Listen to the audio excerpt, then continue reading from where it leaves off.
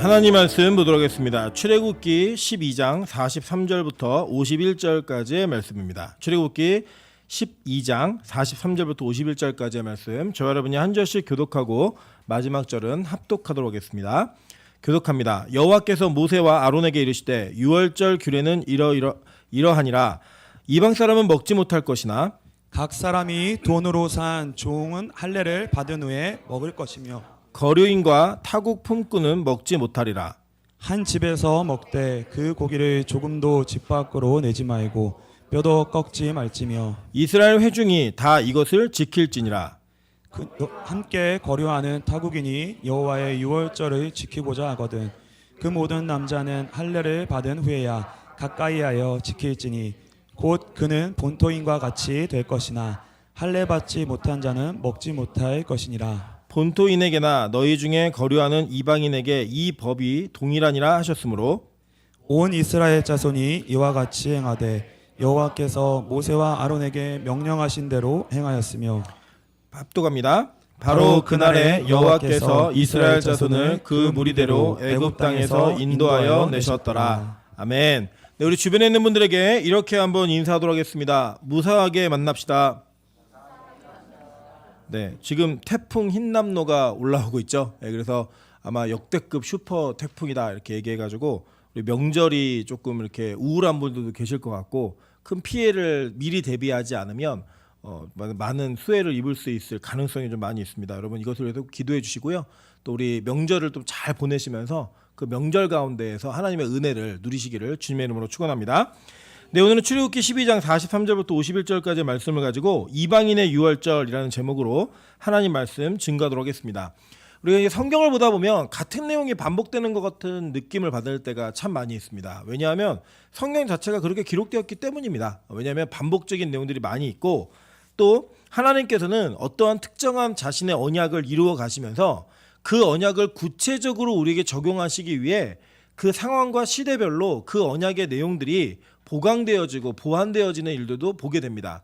특별히 그 가운데 우리가 배웠던 유월절은 그러한 개념 속에서 이해되어야 되는 절기입니다.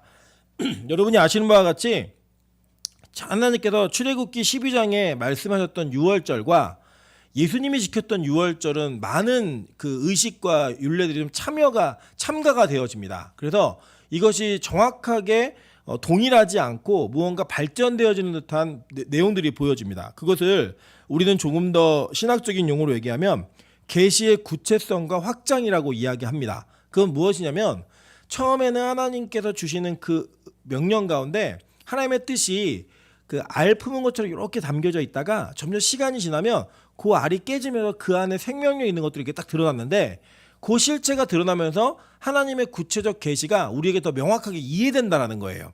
대표적으로 그게 뭐죠? 바로 예수 그리스도 아닙니까? 구약에는 예수 그리스도가 예표되어져 있죠. 그런데 그 예표되어진 예수 그리스도가 계시의 점진성에 따라서 점점 확장되어져 감에 따라 신약에 가면은 그 계시의 성취가 누구인지를 우리에게 명확히 알려주고 있는 그 내용을 바라봅니다. 그러한 관점으로 이 구약적 계시들은 점점 명쾌함을 가지고 무언가 보완되어지면서 완성형으로 간다라는 거예요. 그런 관점으로 오늘 이 본문을 읽으시면 이미 유월절에 대한 규례는 이미 이야기했고 말씀했음에도 불구하고 여기에 무언가 추가가 되었는데, 이 추가된 내용의 주 내용은 뭐냐면 바로 이방인이 유월절을 어떻게 지켜야 되는가에 대한 내용입니다. 왜 도대체 이 내용이 첨가되었는가, 왜 이 계시가 더 추가되었는가 보시면, 먼저는 하나님께서 이렇게 말씀할 만한 사건이 있었어요. 보시면 출애굽기 12장 38절을 보시면 수많은 잡족과 양과 소와 심이 많은 가축이 그들과 함께하였으며 라고 얘기해요. 그러니까 이 출애굽을 할 때 어떤 변화가 일어났냐면 이스라엘 백성들이 아닌 다른 민족이 이 출애굽의 행렬에 같이 합류했다라는 거예요. 그러니까 이전에 원래 하나님께서 유월절에 대한 그 내용을 허락하실 때에는 그것은 철저하게 이스라엘 백성들에게 주신 명령이었어요. 그죠? 그래서 여러분 제가 간지에도 실어 놓았지만 이 유월절 규례에 관한 본문들이 성경에는 많이 기록되어져 있습니다. 우리가 본 바와 같이 출애굽기 12장 1절부터 28절, 오늘 읽은 본문인 43절부터 51절, 그리고 민수기 9장 1절부터 14절까지는 모세에 의해서 쓰여진 유월절에 대한 내용이에요. 그리고 여호수아 5장 10절부터 12절에는 여호수아가 가나안 땅에 입성하면서부터 유월절을 지킬 때 하늘로부터 내리던 만나가 그치고 볶은 곡식을 먹게 되는 이러한 변화가 일어나는 일들이 일어나게 됩니다. 그 내용들이 담겨져 있고 역대하 35장 1절부터 19절에는 요시야 왕이 오랜만에 유월절을 제대로 지키면서 그 지키는 절기에 대한 구체적 내용들이 기록되어 있는 것들을 보게 됩니다. 에스라 6장 19절부터 22절에도 스룹바벨이 포로 귀환 이후에 성전이 완공되기 전에 그들이 함께 모여 첫 번째 유월절을 지키는 모습이 기록되어 있습니다. 그러니까 성경은 이 유월절에 관심이 많아요. 그리고 이 유월절은 철저하게 하나님의 백성들에게 주어진 절기라는 거예요. 그런데 오늘 우리가 읽은 출애굽기 한정에서 이 내용 좀 살펴보면 분명히 출애굽기에서는 이 유월절을 유대인들에게만 적용하고 있고 이스라엘에게만 선포되어진 약속이라는 겁니다. 내용을 보도록 할게요. 출애굽기 12장 3절입니다. 너희는 이스라엘 온 회중에게 말하여 이르라. 이달 열흘에 너희 각자가 어린 양을 취할지니 각 가족대로 그 식구를 위하여 어린 양을 취하되. 누구에게 말했어요? 이스라엘 온 회중이 청자였다는 거예요. 자, 두 번째 볼게요. 출애굽기 12장 15절입니다. 너희는 이래 동안 무교병을 먹을지니 그 첫째 날에 누룩을 너희 집에서 제하라. 무릇 첫날부터 일곱째 날까지 유교병을 먹는 자는 이스라엘에서 끊어지리라 라고 얘기했습니다. 그러니까 이 유월절과 무교절은 연결되어 있다고 그랬죠. 그죠? 그러니까 유월절 양 잡은 그 바로 다음 날 저녁부터 저녁에 넘어가는 해지면서 넘어가는 그날부터가 무교절이에요. 일주일 동안. 그 무교절을 안 지키면 어떻게 된다고요? 이스라엘에서 끊어질 거다. 너희 우리 공동체 아니야. 이렇게 얘기하는 거예요. 그러니까 이거는 누구에게 주어진 말씀이에요? 이스라엘 백성들에게 주어진 말씀이라는 거예요. 출애굽기 12장 21절에도 마찬가지로 얘기합니다. 모세가 이스라엘 모든 장로를 불러서 그들에게 이르되 너희는 나가서 너희 가족대로 어린 양을 택하여 유월절 양으로 잡고. 그러니까 이스라엘의 모든 장로들을 불러서 너희들 가족대로 양을 잡으라는 거예요. 그러니까 여기 타국인을 위한 타민족을 위한 배려는 있어요 없어요? 전혀 없어요. 그냥 이스라엘 사람들에게만 주어진 내용이에요. 자, 보세요. 출애굽기 12장 27절부터 28절입니다. 너희는 이르기를 이는 여호와의 유월절 제사라. 여호와께서 애굽 사람에게 재앙을 내리실 때 애굽에 있는 이스라엘 자손의 집을 너무사 우리의 집을 구원하셨느니라 하라매 백성의 머리속을 경배하니라. 이스라엘 자손이 물러가서 그대로 행하되 여호와께서 모세와 아론에게 명령하신 대로 행하니라 라고 얘기해요. 이스라엘 자손이 물러가서 그대로 행했다라고 얘기하면서 이스라엘 자손에게만 주어진 명령이라고 성경은 너무나 분명하게 말씀하고 있다는 겁니다. 여러분 이러한 관점이 신약으로 넘어와서도 예수님이 이 땅에서 공생애를 사실 때 크게 변화되지 않은 것처럼 보여요. 한번 보도록 할게요. 마태복음 10장 5절부터 7절입니다. 예수께서 이 12를 내보내시며 명하여 이르시되 이방인의 길로도 가지 말고 사마리아인의 고을에도 들어가지 말고 오히려 이스라엘 집에 잃어버린 양에게로 가라. 가면서 전파하며 말하되 천국이 가까이 왔다 하고 라고 얘기해요. 그러니까 뭐라고 얘기했냐면 내 12를 세워서 너희 제자들을 보내서 전도하는데 너희들 이방인에게 가지 말고 사마리아인에게도 가지 말고 이스라엘에 잃어버린 어린 양의 집에만 가라는 거예요. 누구에게만 전도하라는 거예요? 유대인들에게만 전도하라는 거예요. 지금 누가 말씀하셨다? 예수님이 말씀하셨어요. 마태복음 15장에 가면요 예수님이 더 심각한 얘기를 하는 것처럼 보입니다. 마태복음 15장 24절입니다. 예수께서 대답하여 이르시되 나는 이스라엘 집에 잃어버린 양 외에는 다른 데로 보내심을 받지 아니하였노라 하시니. 자, 이게 수로보니게 여인이 예수님께 나와 자기의 귀신 들린 병든 딸을 고쳐달라고 이야기할 때 예수님께서 너무나 비정하게 하신 말씀이에요. 그 이방 여인, 시돈 여인이 내 딸 좀 고쳐주세요 라고 얘기했더니 야 나는 이스라엘을 위해서 왔지 이방인을 위해서 오지 않았어. 이러면서 한 얘기가 뭐냐면 너는 주인의 떡을 개들에게 주지 않는다 이 얘기를 하는 거예요. 얼마나 자존심 상하는 이야기예요. 여러분 실제로요 이렇게 예수님이 유대인에게만 적용된 절기인 유월절의 그 원리를 자신의 공생애에도 그대로 가져오신 것처럼 보여요. 그죠? 이 사실은 이 복음이 첫 번째 출발은 유대인에게 주어졌다라는 겁니다. 근데 도대체 왜 이렇게 주어졌는가? 이건 다른 게 아니에요. 자, 성경은 이 이스라엘 백성들을 택한 이유를 너무나 분명히 얘기합니다. 그들이 크지도 않고 너무 작은 백성이고 오히려 그들이 이 땅에서는 연약한 민족이기 때문에 선택했다라는 거예요. 그러게 왜 그들을 선택했는가? 여러분 이것은 지지난주에 우리가 배웠던 장자의 원리하고 똑같습니다. 여러분 그 이 세상의 장자는 힘 있는 자였죠. 그죠? 그 힘 있는 자들을 하나님께서 거절하시고 그들을 퇴출시키시면서 새롭게 등장시킨 장자는 원래 장자의 자격이 있는 사람이었어요, 없는 사람이었어요?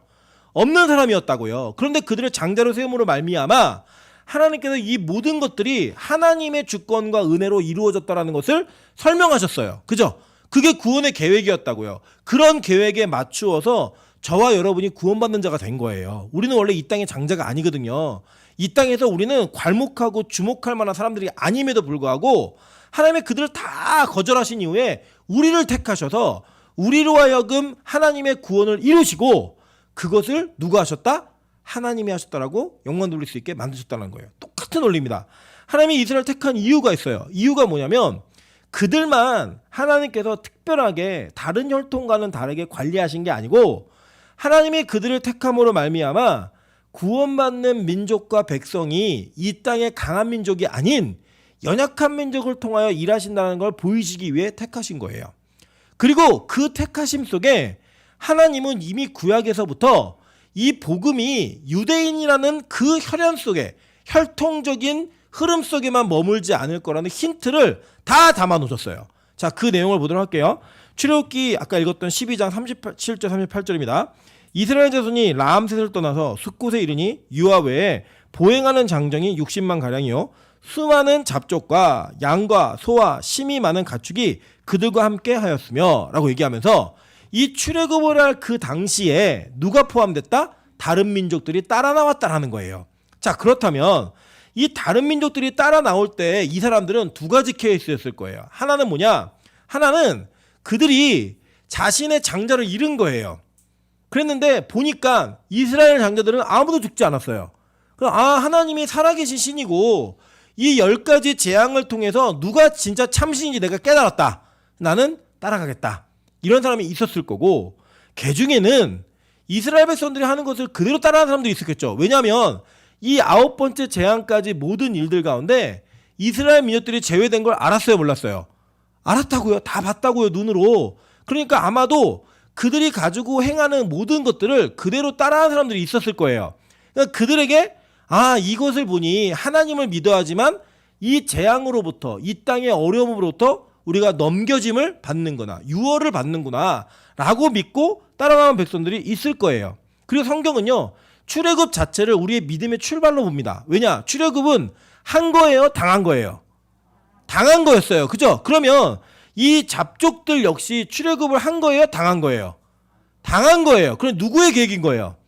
하나님의 계획 속에 그들의 구원이 포함되어져 있었다라는 거예요. 그래서 실제로 그들은 민수기 11장 4절에 보면 함께 광야 생활을 했습니다. 11장 4절에 이렇게 얘기합니다. 그들 중에 섞여 사는 다른 인종들이 탐욕을 품음에 이스라엘 자손도 다시 울며 이르되 누가 우리에게 고기를 주어 먹게 하랴 라고 얘기해요. 그러니까 이게 보니까 이 상황은 어떤 상황이냐면 하나님 메추라기를 주셨어요. 메추라기를 주셨는데 이 다른 잡족들, 다른 민족들이 탐욕을 부린 거예요. 탐욕은 뭐냐면 그냥 아침 일찍부터 나가갖고 막 쓸어버 담은 거예요, 혼자. 그러니까 이스라엘 백성들이 먹을 게 없어진 거예요. 이 탐욕이 어느 정도 수준이냐면 여러분 그 민수기를 제대로 나중에 살펴보시겠지만 그 민수기에 내렸던 메추라기가 성경의 표현으로 따지면 약 땅에 1.5m씩 그 쌓여 있었어요. 고기가 켄터키 프라이드 치킨이 막 있는 거예요. 그냥 주워서 먹는 거예요. 그냥 그래갖고 한 사람당 1.5톤씩 트럭이 실었어요. 그냥 그 정도의 분량을 챙겼는데 그 중에 탐욕을 누가 벌였냐면 다른 민족들이 부리니까 이스라엘 백성들이 먹을 게 없어가지고 울었다고 얘기를 할 정도예요. 얼마나 많이 모았겠어요. 그러니까 보통 여러분 이게 보시면 이런 게 있지 않습니까? 우리도 유학 생활을 하고 온 사람들을 대단하다고 얘기하는 이유가 뭐냐면 타 민족의 문화권에 들어가가지고 그 문화권 속에서 살아남아서 거기서 무언가를 이루어내고 돌아오는 사람들에게 우리가 박수 쳐줄 만한 노력과 수고가 있었겠죠. 그리고 그들이 얼마나 고생하면서 힘들고 악착같이 노력을 해야지 그 유학을 가서 다른 민족들과의 경쟁에서 이겨내겠어요. 그 쉬운 일 아닙니다, 절대로. 그래서 그렇게 뭐 예를 들면 우리 교회에도 그 북한 처녀 하나 있잖아요. 이 처녀가 여러분 한번 생각해 보세요. 부모랑 형제랑 아무도 없는 상태에서 호련단신 이 땅에 와가지고 이 땅에서 적응을 하며 자본주의 사회를 겪지 않았던 친구가 그거를 적응해내서 거기에서 살아간다는 건 여러분 절대 쉬운 일 아닙니다. 제가 형미자매가 진짜 자본주의에 완전히 적응했구나라고 든 게 뭐냐면 음식점 가갖고 열심히 이렇게 그 사람들을 섬기니까 여기 서빙하는 사람도 있네. 제가 이렇게 얘기했더니 팁 달라고 이렇게 얘기를 하더라고요. 예, 벌써 자본주의 사회에 적응한 거죠. 여러분 그 노력이 얼마나 힘들었겠어요. 살아서 우리가 그냥 보니까 야 너 탈북에서 왔구나 이렇게 생각하지만 실제 그의 삶은 우리가 상상할 수 없는 치열함이 있었을 거예요. 그러니까 그런 정도의 치열함 속에서 살아남은 자들이 여전히 그 공동체 안에 살고 있었다는 거예요. 마찬가지입니다. 민수기 12장 1절에 보시면 모세가 구스 여자를 취하였더니 그 구스 여자를 취하였으므로 미리암과 아론이 모세를 비방하니라 라고 얘기해요. 자, 이 장면은 사실은 참 곡해되고 있는 하나님 말씀 가운데 하나인데 사람들이 이 그 민수기 12장을 근거로 목회자가 잘못해도 비방하지 말아라 뭐 이런 이야기들을 주로 전달하시는 것 같아요. 메시지를. 근데 제가 정확하게 정직하게 연구해 보면 이 구스 여자는 그냥 안 믿는 이방인을 데려다 결혼한 게 아니에요. 원래 여러분 모세의 아내는 십보라는 미디안 여자였습니다. 이스라엘 민족이 아니었어요. 게르솜 이 아들도 이 다 이방 여자와 결혼한 나는 혼혈이에요. 따지면 다른 민족이었다고요. 근데 이 구스 여자는 누구냐면 바로 이 출애굽을 할 때 섞여 나온 잡족이에요. 잡족이라고 표현해서 얘네 성경이 그런데 이방 다른 인종이 다른 인종. 그러니까 예수 믿는 다른 인종이었던 거예요. 그러니까 하나님의 부르심을 받은. 그래 이 결혼이 문제가 돼요, 안 돼요? 되지 않았어요. 다만 이 구스 여자가 흑인이었다라고 보는 것은 거의 맞아요. 예, 그러니까 이제 모세가 흑인 여자하고 결혼을 하니 이제 이 미리암과 아론이 모세를 비방을 했습니다. 그러니까 잘못하지 않은 일을 가지고 비방했을 때 어떤 일이 있는지를 이렇게 설명하는 거지 목회자가 뭘 잘못했는데 이렇게 사용하는 본문은 아니에요. 어쨌든 자 그런데 여기도 보면 이 모세하고 결혼할 만큼 이방 그 다른 민족들이 이 공동체 내 섞여 살면서 그냥 한 공동체를 이루어낸 거예요. 성경은 사도행전에서 이것을 뭐라고 얘기하는지 보도록 하겠습니다. 사도행전 7장 38절입니다. 시내산에서 말하던 그 천사와 우리 조상들과 함께 광야 교회에 있었고 라고 얘기해요. 그죠? 자 그러면 시내산 광야교회 그러면 이스라엘 공동체죠. 이거를 성경에서는 카할이라고 얘기하는데 히브리어로는 이 카할을 성경은 광야교회라고 말했어요. 그리고 이 교회 안에 지금 이방민족이 있어요 없어요? 있죠. 그러니까 구약은 혈통적인 구원을 얘기하는 책이 아니에요. 이미 구약의 성경의 메시지 안에 이스라엘 민족이 아닌 다른 민족이 구원을 얻었다라는 확실한 증거가 있어요 없어요? 있잖아요. 그러니까 원래 구원은 열려 있었던 열린 문이었어요. 다만 그 열린 문의 계시가 구체화되지 않았기 때문에 그게 구체화될 때까지 성경은 약간의 시간을 두고 있는 거예요. 무슨 말이냐면 예수님이 이 땅에 오셔서 그 오신 것 가운데 첫 번째로 전도하라고 할 때는 유대인들에게 가서 전도하라고 말씀을 하셨습니다. 그럼에도 불구하고 예수님께서는 이 땅에 오셔서 자신이 공생애를 사시는 동안에 많은 이방인들에게 복음과 함께 천국이 무엇인지를 가르쳐 주셨다고요. 한번 볼게요. 마태복음 8장 8절부터 12절입니다.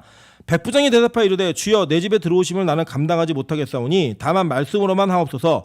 그러면 내 하인이 낫게 싸움나이다. 나도 남의 수하에 있는 사람이요 내 아래 군사가 있으니 이더러 가라 하면 가고 저더러 오라 하면 오고 내 종더러 이것을 하라 하면 하나이다. 예수께서 들으시고 놀랍게 여겨 따르는 자들에게 이르시되 내가 진실로 너에게 이르노니 이스라엘 중 아무에게서도 이만한 믿음을 보지 못하였노라.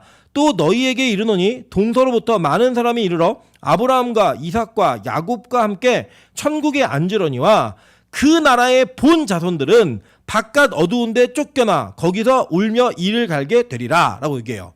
자, 그러니까 이 내용을 근거로 해보면 백부장은 유대인이었어요 이방인이었어요?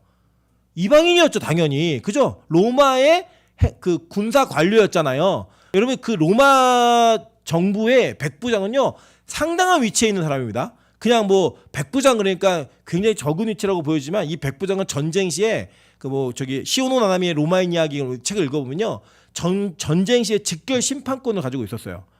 전쟁 근데 나는 막 죽이고 다 할 수 있었고 이 백부장 100명이라는 인원은 자기의 수하를 수족처럼 부릴 수 있는 권한이 있었습니다. 대단한 거죠, 그죠? 여러분 예를 들어서 어떤 기업의 직원이 100명이다 그러면 작은 기업이에요, 큰 기업이에요? 큰 기업이죠. 그 정도의 영향력을 가지고 있었던 백부장. 그가 이방인이었는데 이 백부장이 자기의 딸이 아파요. 죽을 것 같아요. 그러니까 이제 예수님한테 가서 이제 강구하는 거예요. 도와달라고. 예수님이 그래 가자 그러고 갔는데 출발하는데 뭐라고 얘기했냐면 예수님 저도 백부장인데 제 밑에 있는 사람들 가라 하면 가고 오라 하면 와요. 그러니까 가질 필요 없고요. 그냥 여기서 말씀만 해주세요. 그럼 됩니다. 그런데 예수님 놀라시면서 뭐라고 얘기했냐면 내 이스라엘 사람들 중에도 이런 믿음 못 봤다. 그러면서 얘기한 게 뭐냐면 하나님 나라에 아브라함과 이삭과 야곱과 함께 그러니까 언약에 근거한 백성들이 함께 앉을 터인데 그 중에 본 나라의 자손들 누구예요? 유대인들은 탈락되고 거기에 전혀 관계없을 것 같은 이방인들 동서에서 몰려든 사람들이 같이 거기에 있는 걸 보면서 그들이 이를 갈미 있으리라 라고 얘기하는 거예요. 즉 예수님께서는 이방인의 구원을 말씀하셨어요? 안 하셨어요? 하셨어요. 심지어는요 유대인들의 탈락도 얘기하셨다고요. 혈통으로 구원받는 거 아니에요. 여러분 그 예수님 시대에 유대인들이 자기네 구원의 확신을 뭘로 가졌는지 아십니까? 그들이요 율법을 지켰기 때문에 구원받는다고 생각한 거 아니에요. 그들은요 자기들의 구원을 아브라함의 혈통을 타고났기 때문에 자기는 구원받았다고 믿었다고요. 그래서 그들의 구원의 근거는 나는 아브라함 자손이야 이거였어요. 그래서 예수님이 거기에 폭탄 던지는 거예요. 말도 안 되는 소리 하지 마. 너네 믿음 없으면 이방인들이 니네 자리 채우고 너희도 다 쫓겨나. 이 얘기를 하신 거예요 지금. 자 계속 볼게요. 마태복음 15장 28절 아까 수로보내게 여인과의 대화하세요. 예수께서 대답하여 이르시되 여자여 내 믿음이 크도다 내 소원대로 되리라 하시니 그때부터 그의 딸이 나으니라 라고 얘기해요. 그러니까 처음에는 야 내 주인의 떡을 개에게 주지 않아 그랬더니 이 여자가 개들도 주인의 상에서 떨어지는 부스러기를 먹습니다 라고 얘기를 했고 그 이야기를 하고 난 이후에 예수님께서 네 믿음 진짜 크다 네 딸 낳을 거야 진짜 낳아버렸어요. 그러니까 예수님의 구원은 이미 내가 이렇게 시험하신 거예요. 그러니까 이 여자의 믿음을 나는 이스라엘 백성을 위해서 왔지 너를 위해서 오지 않았어. 근데 그래도요 떨어지는 부스러기도 좀 먹으면 돼요. 그거면 충분합니다. 얘기하니까 네 믿음 진짜 크다 이러면서 구원의 역사를 확장시켜 버렸다고요. 여러분 이 여인의 믿음은요 하나님의 구원의 계획을 성취하고 구체화시키는 데 있어서 발판이 된 거예요. 즉 하나님은 이미 이전에부터 구약 때부터 이방인들에 대한 구원의 문을 열어놓으셨어요. 그 열어놓으셨고 열어놓은 것으로 들어오는 그 시간들을 하나님께서 구원의 계시 가운데 여러 가지를 이루어내시면서 그 계시의 발판이 될 만한 디딤돌들을 믿음 있는 사람들이 놓은 거예요. 백부장, 수로보니게 여인, 여기 오늘 출애굽기에서는 이 잡족들, 잡족 중에 자꾸 이제 좀 인종차별하는 것 같으니까 다른 인종들 이런 사람들이 다 그 발판을 놓아준 거라고요. 하나님의 특별한 은혜 때문에. 그래서 이 구원의 계획은 열려 있는 거예요. 자, 그러니까 지금 이 구원의 공동체 안에 광야교회 안에 이방인들이 들어와 있죠. 들어와 있으니까 6월절에 그 규례가 추가가 되는 거예요. 누구를 위해서? 이방인들을 위해서. 그러니까 이 성경의 지면까지 할애하고 하나님의 특별한 6월절의 규례를 이야기하시면서 너희 공동체 안에 있는 이방인들이 어떻게 이 6월절에 참여할 수 있는지를 말해주고 있는 겁니다. 자, 그 내용을 오늘 읽은 내용이 바로 그 본문인 거예요. 그래서 여러분 보시면요. 이 6월절 규례 43절부터 51절까지의 내용은 정말 이렇게 크게 분류를 하면 두 가지의 분류의 사람들에게 적용되는 말씀이에요. 첫째는 각 사람이 돈으로 산 종이에요. 그러니까 집안에 있는 종들이에요. 그 종들에게 어떻게 6월절을 지키게 할 것인지. 또 하나는 누구냐면 그 함께 거류하고 있는 타국인들. 그 타국인들이 어떻게 6월절을 지킬 수 있나 이거예요. 근데 이 둘에게 이 구분은 다르죠. 카테고리는 달라요. 한쪽은 종들이고 한쪽은 거류하고 있는 나그네들이에요. 근데 이 둘이 6월절을 지킬 수 있는 조건은 동일해요. 뭐냐? 바로 할례예요. 할례. 이 할례가 있어야지만 너희가 예배할 수 있다라고 얘기하는 겁니다. 할례가 있어야지만 6월절에 동참할 수 있다라고 얘기하는 거예요. 하나님은요 구원의 계획을 이미 준비해 놓으셨고 이방인들의 구원의 원리를 세워 놓으셨어요. 그래서 바울이 이거를 로마서에서 설명합니다. 로마서 11장 13절부터 24절이에요. 좀 길긴 하지만 같이 보도록 할게요. 자, 내가 이방인인 너희에게 말하노라. 내가 이방인의 사도인 만큼 내 직분을 영광스럽게 여기노니 라고 얘기해요. 그러니까 이 사도 바울은 자기의 정체성을 이방인들의 사도라고 이야기했어요. 그리고 유대인들의 사도는 누구였어요? 베드로였어요. 베드로. 그러니까 베드로와 이 바울은 다른 영역에서 복음을 전했습니다. 나중에 그들이 자기의 복음이 하나라는 걸 저기 사도행전 15장에서 확인을 하죠. 공회를 하면서. 근데 이 확인하기 전에 그는 분명히 자기의 정체성을 뭐라고 얘기하냐면 나는 이방인의 사도로 부르심을 받은 자다라고 얘기를 했다는 거예요. 그러면서 얘기하는 구원의 원리를 보도록 할게요. 이는 혹 내 골육을 아무쪼록 시기하게 하여 그들 중에서 얼마를 구원하려 함이라. 그들을 버리는 것이 세상의 화목이 되거든 그 받아들이는 것이 죽은 자 가운데 살아나는 것이 아니면 무엇이리요. 제사하는 처음 익은 곡식가루가 거룩한즉 떡덩이도 그러하고 뿌리가 거룩한즉 가지도 그러하니라 라고 얘기합니다. 자, 이게 뭐냐면 내가 이방인의 사도로서의 직분을 영광스럽게 여긴다. 그런데 나는 이거를 여기기 때문에 내 본족인 이스라엘을, 내가 유대인들을 하찮게 여기는 게 아니야. 오히려 내가 이렇게 열심히 복음이 이방인들에게 전해지는 걸 통해서 그들이 더 구원받기를 원해 라고 얘기하면서 너희들의 뿌리가 그들임을 잊지 마라 라고 얘기하면서 떡가루가 거룩하면 떡도 거룩하고 뿌리가 거룩하면 가지도 거룩한 거야. 이걸 설명해 주는 거예요, 원리를. 자, 그러면서 뭐라고 얘기하냐면 또한 가지 얼마가 꺾이었는데 돌 감람나무인 내가 그들 중에 젖붙임이 되어 참 감람나무 뿌리의 진액을 함께 받은 자가 되었은즉 이라고 얘기해요. 자, 이게 뭐냐면 원래 원 뿌리에 가지가, 뿌리가 있는 나무가 있었고 거기 가지가 있었는데 이 가지들이 얼마가 꺾였다는 거예요. 그러니까 가지가 꺾이면 제 기능을 해요, 못해요? 못해요. 그러니까 그 꺾인 자리에다가 너는 원래 참 감람나무가 아니고 돌 감람나무인데 그러니까 못 먹는 감람나무라는 거예요. 근데 거기에 있는 가지를 꺾어다가 이 참 감람나무에다 젖붙임을 한 거야. 그게 너 이방인이야. 이렇게 얘기해주고 있는 거예요, 지금. 자, 그러면 계속 볼게요. 자, 그 가지들을 향하여 자랑하지 말라. 자랑할지라도 내가 뿌리를 보존하는 것이 아니요 뿌리가 너를 보존하는 것이라. 그러면 내 말이 가지들이 꺾인 것은 나로 젖붙임을 받게 하려 함이라 하니니 옳도다. 그들이 믿지 아니함으로 꺾이고 너는 믿음으로 섰느니라 라고 얘기하는 거예요. 자, 그러니까 뭐냐면 야, 너희들 젖붙임된 존재니까 너희들 자랑하지 마. 너희들 너무 교만하게 생각하지 마. 왜냐? 너희들이 뿌리를 보존하는 게 아니라 뿌리가 너희들을 지키고 있는 거야. 이 얘기하는 거예요. 그러니까 이게 무슨 얘기냐면 유대인들로부터 전달되어진 그 계시가 존재하지 않으면 너희들 구원 없다는 거예요.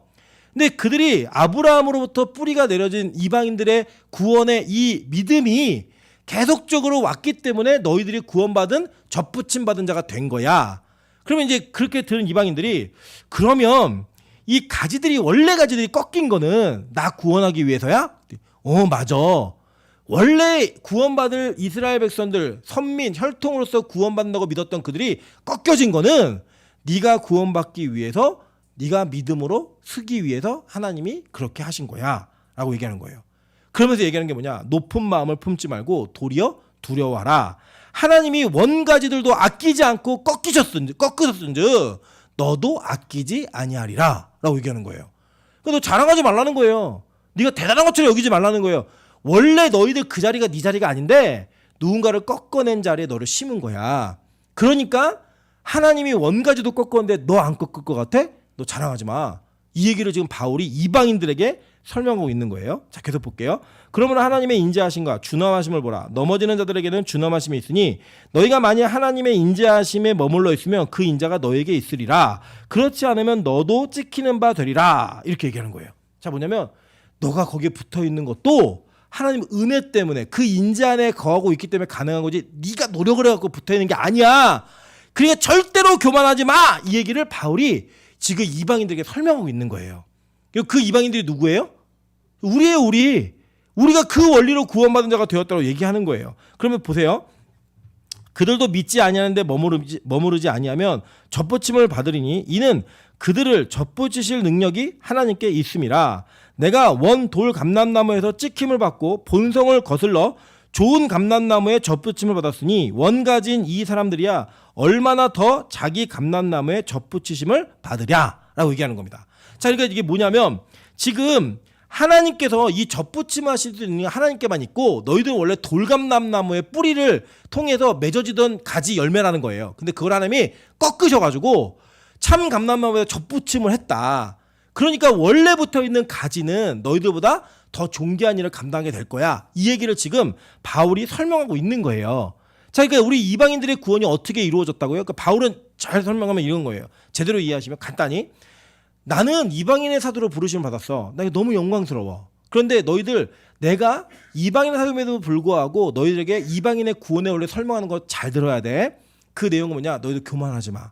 하나님이 원 감람나무를 꺾은 자리에 너희들을 접붙임한 거기 때문에 너희들도 언제든지 꺾을 수 있어. 그럼 교만하지 마.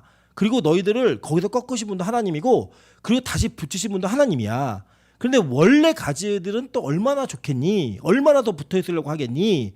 라는 이야기를 전달하면서 저와 여러분에게 구원받은 백성, 이방인의 구원의 원리를 설명함과 동시에 우리들 겸손을 이야기하는 거예요. 자, 이거는 잘 이해해 보시면 이 두 가지를 병행해 보셔야 돼요. 이게 이제 로마서거든요. 로마서의 전체 주제가 뭐예요? 전체 주제. 이신칭의. 그죠? 뭐로 구원받는다? 믿음으로 구원받는다. 그리고 그 이신칭의는 뭐로 인해 가능한 거냐면 하나님의 예정에 의해 가능하다는 거예요. 그러니까 지금 바울은 두 가지의 설명을 아까 제가도 일부 예배 때도 말씀드렸지만 예정의 교리는 우리가 무엇을 할 것인지가 정해져 있는 그런 지금 우리가 미래를 바라보는 관점으로 이해하는 교리가 아니에요.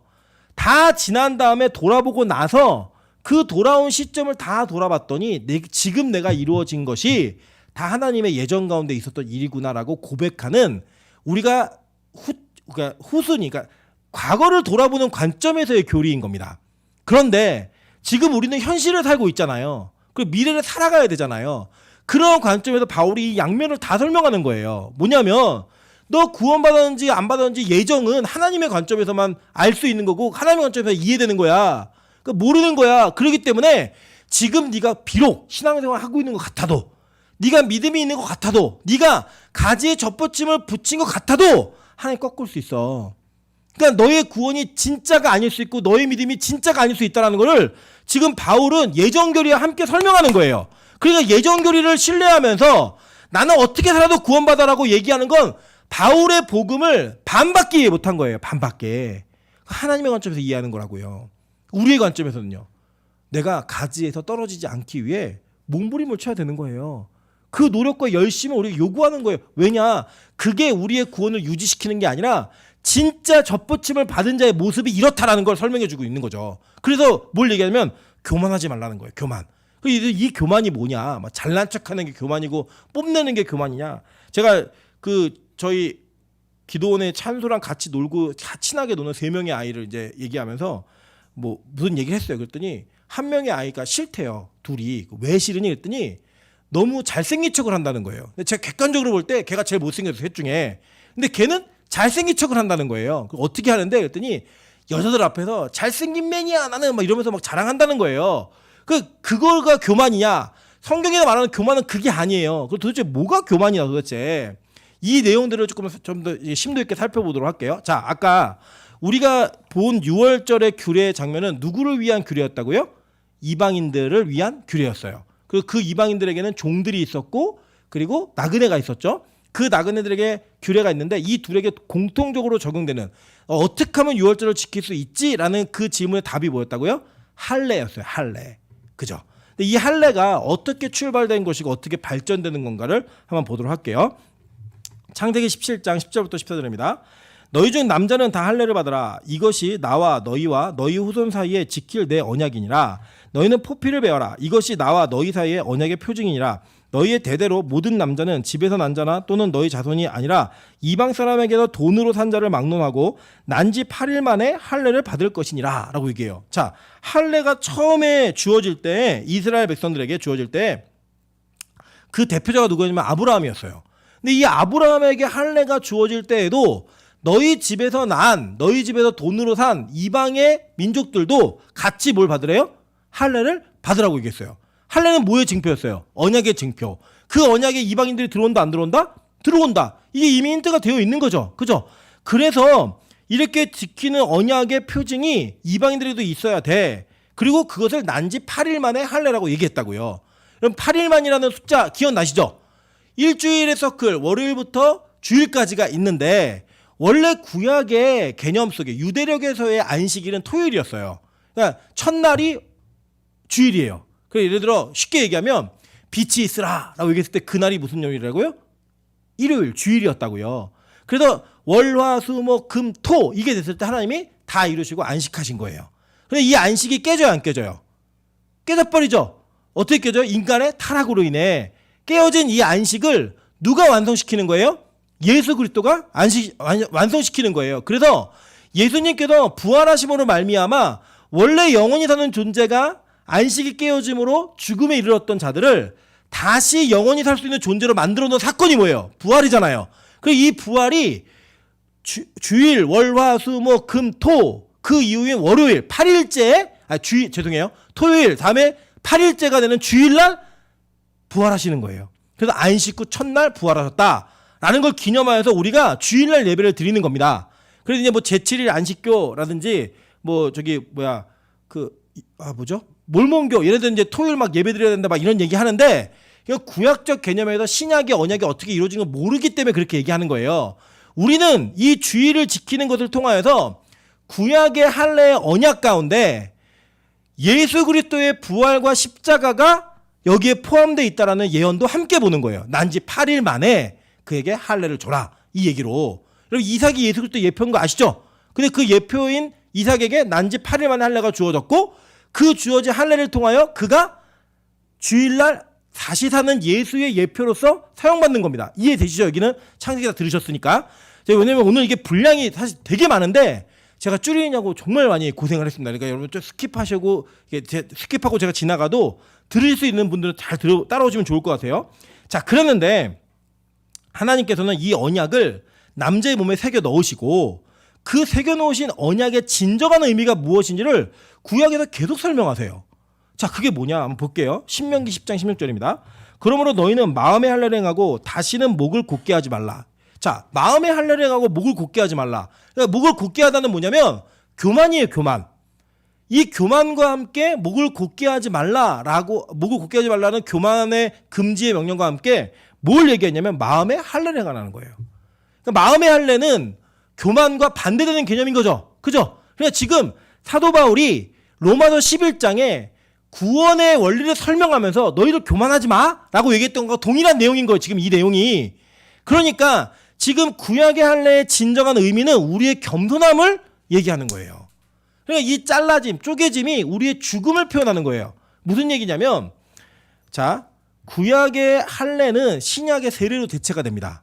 그래서 이 신약의 세례와 구약의 할례의 개념이 어떻게 대치되는지를 창세기 15장부터 제가 설명해서 한 내용이 있어요. 예, 이거는 나중에 제가 또 시간이 저희가 허락이 되어지면 길게 좀 설명할게요. 무교절 하면서.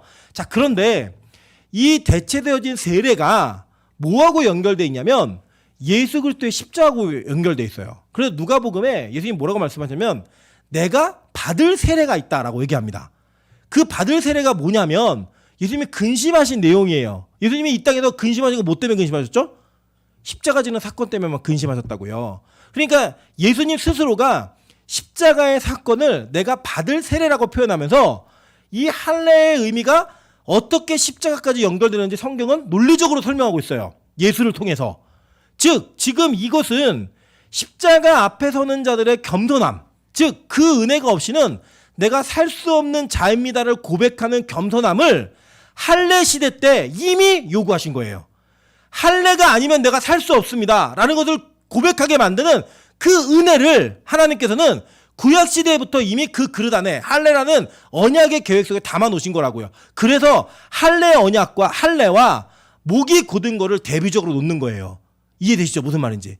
할례가 있어야지만 내가 언약 가운데 있는 백성이고 나의 존재가 끊어짐, 잘라짐을 통하여서 하나님의 언약 가운데 들어갈 수 있다라고 하는 겁니다. 그래서 할례라는 히브리어가 물이거든요. 물? 근데 그 언약이라는 베리트라는 것에 원래 어원이 두 개가 같아요. 잘라지다, 자르다 이런 개념이라고요. 그래서 쪼개짐 이런 개념이 같은 어원을 가지고 있어서 그 어원 속에서 파생된 단어들이에요. 그러니까 즉 할례는 하나님의 언약 속으로 온전히 들어가는 자신의 겸손함을 이야기하고 표현하는 거예요. 지금 유대인들에게 공동체 안에 속해 있는 이방인들에게 이걸 요구하고 있는 거고 복음은 이것을 우리에게 요구함으로 말미암아 우리가 얼마나 하나님 앞에 그 은혜를 사모하는 마음으로 겸손해져야지만 구원을 얻을 수 있는지를 얘기해주고 있는 거예요. 그래서 여러분 우리는요 교만할 근거가 없는 이들이에요. 첫째 우리 유대인 아니에요. 그리고 유대인도 교만하면 꺾어버리셨어요.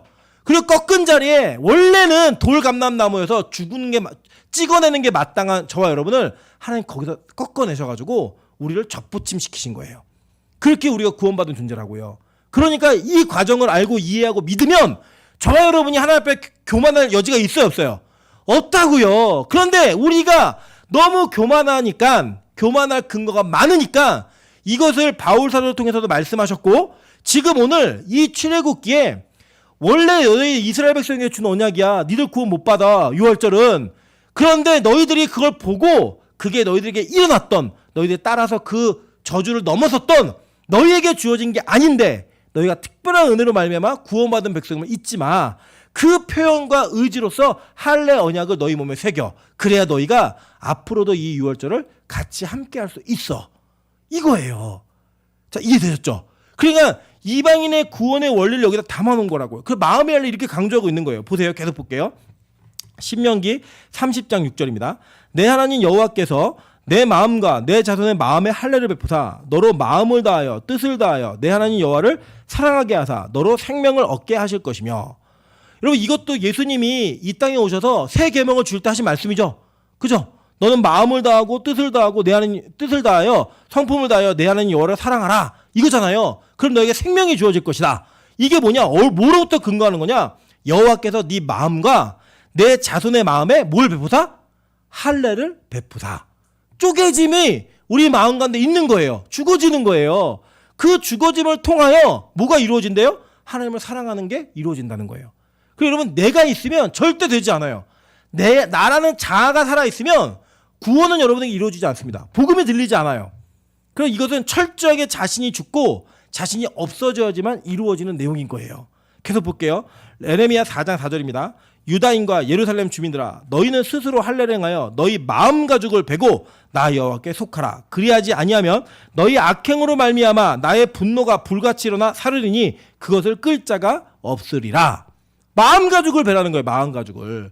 근데 이 말을 들었어요? 안 듣는다고요. 에레미야의 말을 안 들어요. 어떻게 됐느냐? 에레미야 9장 25절부터 26절입니다.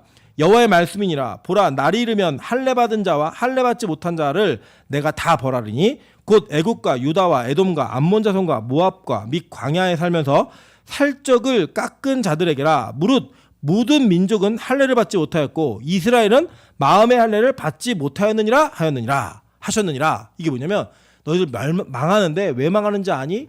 너희들 마음의, 이스라엘 백성은 몸의 할례는 받았는데 마음의 할례는 못 받았어. 그리고 아예 이방 민족들은 몸의 할례도 못 받은 사람들이야. 이걸 얘기하는 거예요. 여러분, 이게 얼마나 우리에게 찔려야 되는 말씀이냐면 이런 겁니다. 딱 요약을 하면 이런 거예요. 적용하는 겁니다. 예배를 드리는 가운데 있는데 하나님께 마음이 없어요. 뭐예요? 마음의 할례 못 받은 사람이에요.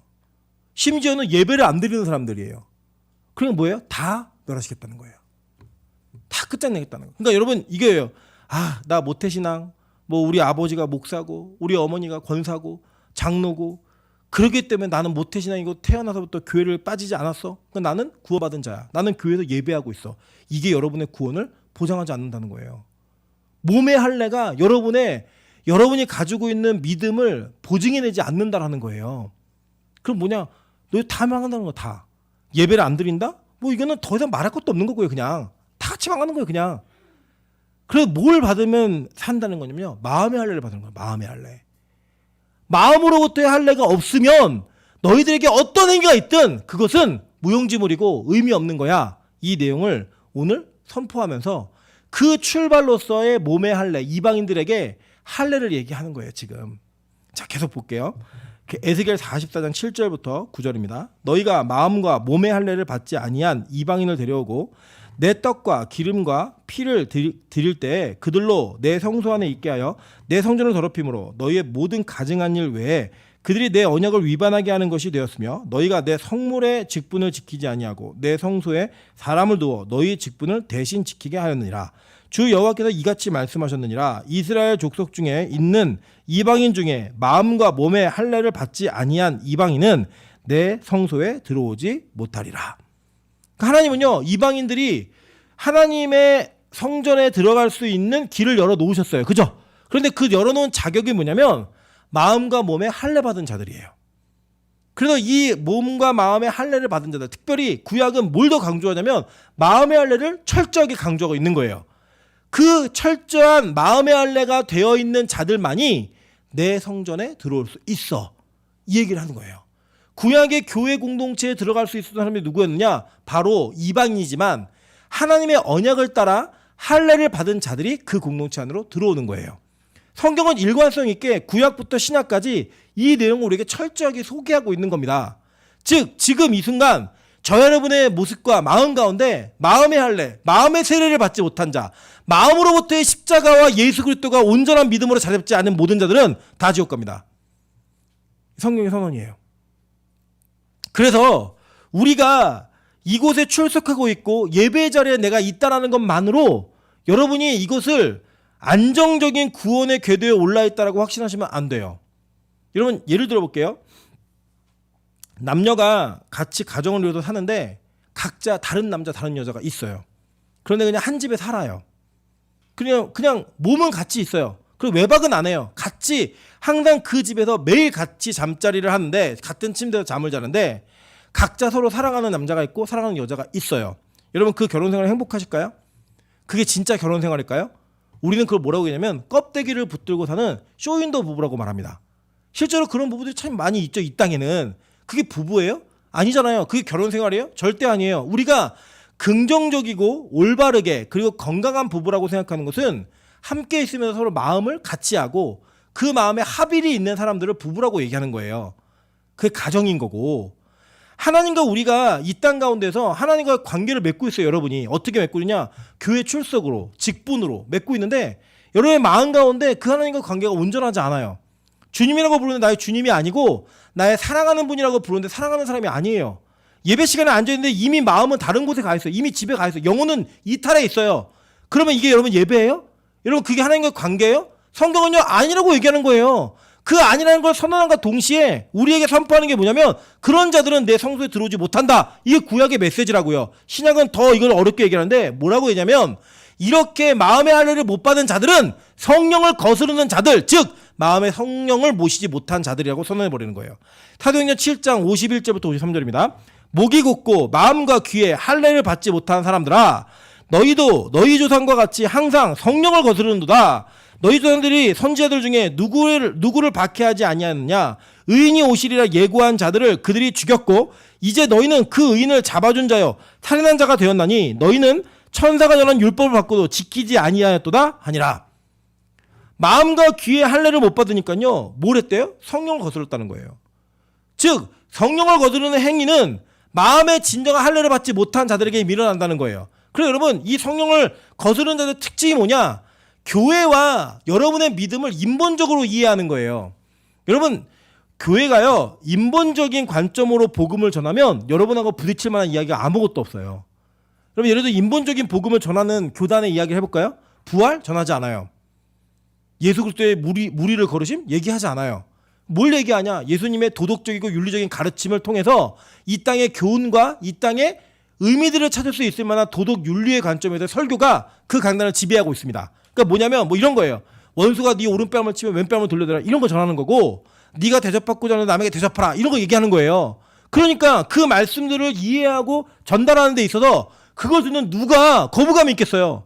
아 종교는 저렇게 사는 거구나. 저렇게 삶을 보여줌으로 말미암아 도덕적 윤리적으로 완성된 삶을 살아가는 것 이게 복음이구나. 이렇게 이해하면요 이거를 부정하는 사람은 없어요. 여러분 도둑도요 자기 자식에게 도둑질을 안 가르쳐요. 도둑질 하지 말라고 얘기한다고요. 그게 뭔지를 알아요. 그래서 여러분 그런 관점에서의 복음을 전하면 어떤 누구도 교회를 싫어하지 않아요. 그리고 교회 안에서 전해지는 걸 거부감을 느끼지 않게 한다니까요. 여러분 이런 거예요. 세상과 타협하면서 적절하게 세상 사람들과 섞여 사세요. 그리고 그들과 타협하면서 여러분 유익을 누리며 사세요. 이렇게 얘기하면요 예배가 부담스럽지 않아요. 절대로. 여러분 그런데요 진짜 성경은 진짜 복음은 하나님의 성령은 우리에게 비이성적인 걸 요구해요. 뭘 요구하는 줄 아세요? 세상으로부터 탈출하라는 거예요. 세상에 사리사욕을 쫓는 그 쫓음을 걷지 말라는 거예요. 하나님이냐 돈이냐 이 문제가 있을 때 돈 내려놓고 하나님 결정하라는 거예요. 제가 어제도 친구 목사하고 전화 통화를 하면서 이야기를 하는데 이 친구 목사는 약간 이렇게 자기의 이 땅의 하나님의 정의에 대한 이 과격함과 좀 급진적인 내용이 있는 사람이에요. 근데 자기 친구들이 이 강남에 있는 모 교회에 친구들이 많아요. 그 교회 출신이라. 그리고 얘기를 하는데 강남 출신이다 보니까 얘네들이 이 땅에 투자해 놓은 거, 그리고 자기들이 투자하는 것과 동시에 법망을 피해서 투기해 놓은 것들을 통해서 이번에 몇 억 벌었다, 이번에 몇 천만 원 남겼다, 이런 이야기를 할 때 자기가 거기에서 하나님 나라의 공의를 이야기하고 너희들 다 죄 짓고 있는 거라고 말했더니 막 난리가 났대요. 그 친구들이. 니는 뭐 어떻게 사냐, 현실적으로 살아라. 그거를 얘기하면서 저에게 부탁하는 게 뭐냐면, 자기가 알고 있는 대형교회 목사님들의 자녀가 모두가 다 세습했다는 거예요. 그래서 너는 안 했으면 좋겠다. 내가 마지막에 누군가에게 내 친구 중에 부모가 목회를 해서 무언가를 이루어 놓았는데 거기 하지 않고 자기 목회를 열심히 하는 친구가 있어라는 말을 할 수 있게 좀 도와줘. 이렇게 부탁을 하더라고요. 그래서 제가 이렇게 얘기했어요. 야, 내가 빛과 소금 교회에서 은퇴를 할지 못할지는 하나님 뜻에 달려있는 게 난 몰라. 근데 한 가지는 확실해. 나는 세습은 안 할 거니까 걱정하지 마. 네. 그 얘기했어요. 이렇게. 여러분, 근데 이게요, 제가 그 얘기를 들으면서 뭐가 있냐면 이런 거예요.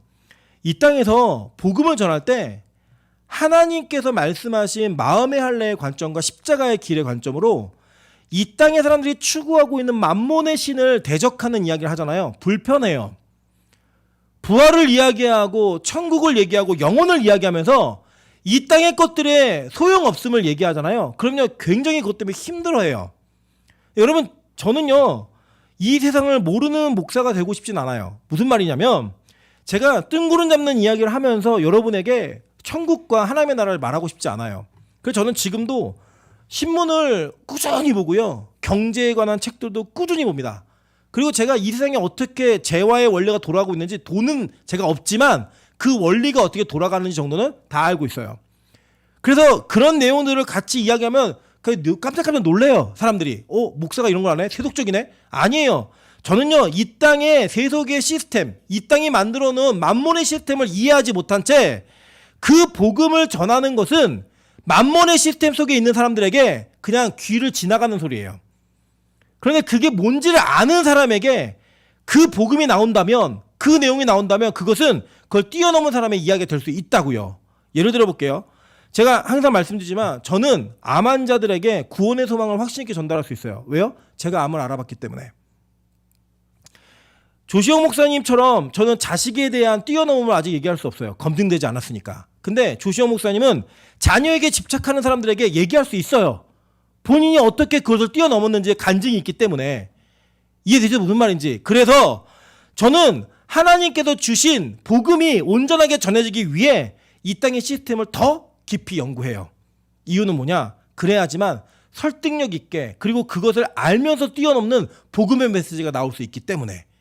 그게 진짜 마음에 할린 거예요. 그게 진짜 이 땅에서 하나님이냐 돈이냐 이 좌우 중에서 결정할 때 그 결정하는 거예요. 그래서 이 얘기하더라고요. 그 친구 개척교회라는데 교회 건물이 아직 없어요.